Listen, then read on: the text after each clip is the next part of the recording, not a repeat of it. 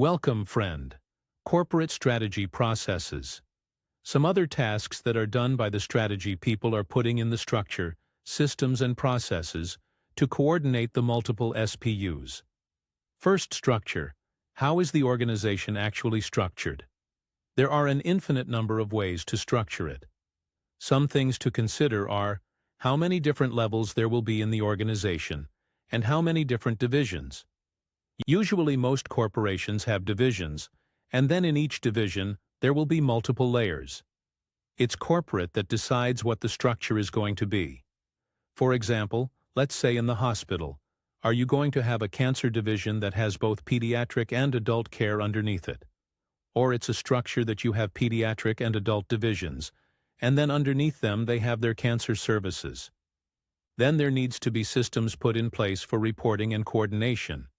SPUs not only have to report up, but also work together, additional systems, our policies and routines.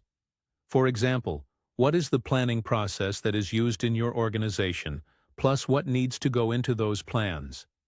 Is a single template used, or do they allow variability depending on the business unit, because business units can have different goals? Do they also have different processes?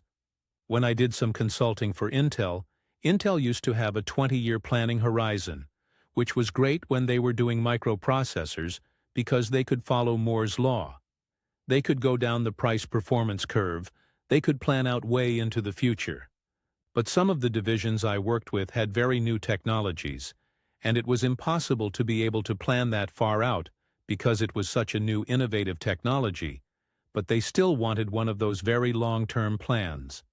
So sometimes organizations will require you to fit into their planning process, whether it necessarily makes sense or not. Another thing within corporate strategy is the culture within the organization. Basically, culture is how people behave with each other in both formal and informal systems. So you can have an organization that is very formal, very hierarchical, or you could have an organization that is not hierarchical, very flat, very informal. A lot of tech companies do it the informal way. There are no titles. Anybody can go talk to anybody else at any point in time, and you can dress very informally, and you just interact in that way. As opposed to, if you're going to work in a Wall Street law office, in that situation, it's going to be very hierarchical and very formal, and you're going to need to schedule a time slot to go see your boss way in advance.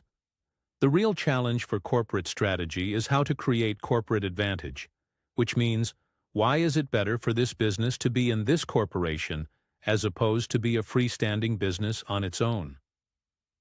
There's a huge debate that has gone on in corporate strategy for a long time. Is unrelated diversification a reasonable thing, or should it all be related to diversification? How far-filled can companies go and still get help from being within a corporation?